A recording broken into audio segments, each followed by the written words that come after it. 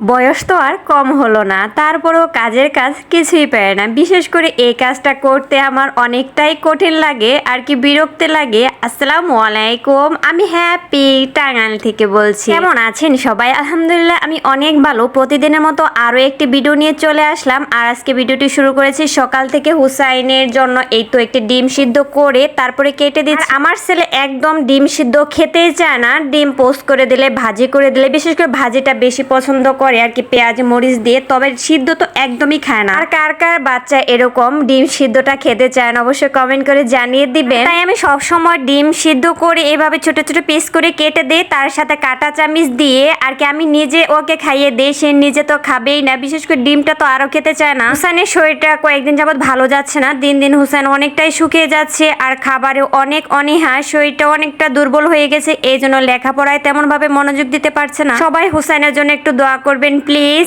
আর এ তো দেখেন আমি গরুর মাংস বের করে নিচ্ছি। আজকে বেশ অনেকটাই গরুর মাংস বের করে নিলাম। এটা আর কি একটু রান্না করে ফ্রোজেন করে রেখে দিব, যখন প্রয়োজন হবে বের করে খাবো। এই তো দেখেন এর মধ্যে আমার বাবা দেখেন কত বড় একটি কাঁঠাল নিয়ে এসেছে। আমি যখন বাড়িতে গিয়েছিলাম আসার সময় আমার মামাকে বললো কাঁঠাল নিয়ে আসার জন্য, তবে আমি নিয়ে আসিনি। আমি বললাম বাড়িতে এসে তো খাওয়াই হলো, আর আমি নিতে পারবো না। আর এই কাঁঠালটা আমার অনেক অনেক পছন্দ, আর প্রতিবারই একটা করে বড় কাঁঠাল পাঠিয়ে দেয়। তবে সেই তুলনায় এবারে কাঁঠালটা একটু ছোট।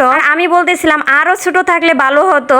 আর দেখেন আমার কাছে এই কাজটা হচ্ছে সবচেয়ে বিরক্তিকর কাজ, তাহলে একটু কাঁঠাল ভাঙা। আমি কাঁঠাল ভাঙতে পারি না রে ভাই, তাই আপনাদের সাথে শেয়ারও করলাম না। এভাবে হোক কষ্ট করে কাঁঠালটা যাই হোক রোয়া তো বের করতে পেরেছি। আর দেখেন দেখতে কি ইয়ামি, এর কাঁঠালটা যে এত মজা লাগে, যেমন মিষ্টি আর অনেক চাই আর কি একটু শক্ত, আমাদের আঞ্চলিক ভাষায় চাইলা বলে থাকি। বয়স তো আর কম হলো না বলেন, এখন পর্যন্ত আমি কাঁঠাল ভাঙতে পারি না। কাঁঠাল ভাঙার জন্য আমি কাঁঠাল খাই না, আমার বাসায় আমি কাঁঠাল আনতে দেই না, শুধু কাঁঠাল ভাঙার জন্য। এত বড় কাঁঠাল কিন্তু আবার আমি একাই খেতে পারিনি আর কি, পাশের ফ্ল্যাটের ভাবিদেরকে দিয়েই খেয়েছি। আর তারপরে এই তো আমি খিচুড়ি দিয়ে কাঁঠাল খেয়ে নিলাম। এটা আমার অনেক পছন্দের একটি খাবার। কে কে কাঁঠাল দিয়ে খিচুড়ি খেয়েছেন অবশ্যই জানাবেন। আর আমি এই খাবারটা আমার নানার কাছ থেকে শিখেছি। আর তারপরে কিছুটা কাঁঠালের রোয়া আমি তো ফ্রোজেন করে রাখবো, কারণ কাঁঠাল কিন্তু আজকে ভাঙলে কালকে ওই কাঁঠাল খাওয়া যায় না, আজকে ভেঙে খেয়ে ফেলতে হবে। তাই বেশি না, অল্প কিছু কাঁঠাল আমি ফ্রোজেন করে রাখবো। আমি কোনোদিন কাঁঠাল ফ্রোজেন করে রাখিনি, এবারই প্রথম রাখতেছি। জানি না কেমন লাগবে, তবে বেশি দিনের জন্য রাখবো না, হাইস্ট 15 দিন। 15 দিন পর যখন খাবো অবশ্যই আপনাদের সাথে আমি শেয়ার করবো। আর আমি কাঁঠালে বীজগুলো ছাড়িয়ে তারপর ফ্রোজেন করলাম, কারণ কাঁঠালে বীজ সহ রাখলে নাকি কাঁঠালগুলো গন্ধ করে। এই জন্য উপর একটা কাগজ দিলাম যাতে বরফ উপরে না পড়তে পারে আর কি, কাঁঠালটা না ভিজে যায়। আজকে রান্না বান্না শেয়ার করলাম না। এই তো আমার গরু মাংস রান্না কিন্তু এর মধ্যে করে নিয়েছে। আমি দুইটি বক্সে রেখে দিলাম, এই দুইটা ফ্রিজে রেখে দেবো। আর কিছুটা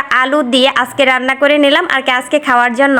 হুসাইনের বাবার গরু মাংসটা অনেক পছন্দ, হুট করে বলে বসে আজকে গরু মাংস রান্না করে। এত তাড়াতাড়ি রান্না করাটাও যায় না, এই জন্য একটু রান্না করে রেখে দিলাম, যখন বলবে শুধু বের করে গরম করে দেবো। আর আমার মনে হয় অল্প অল্প করে রান্না করার চেয়ে এভাবে একটু বেশি করে রান্না করে রেখে দেওয়াটাই ভালো। অনেকে আবার ফ্রোজেন খাবার খেতে চায় না, তাদের জন্য কিন্তু ভালো হবে না। এখানেই বিদায় নিচ্ছি, আল্লাহ হাফেজ।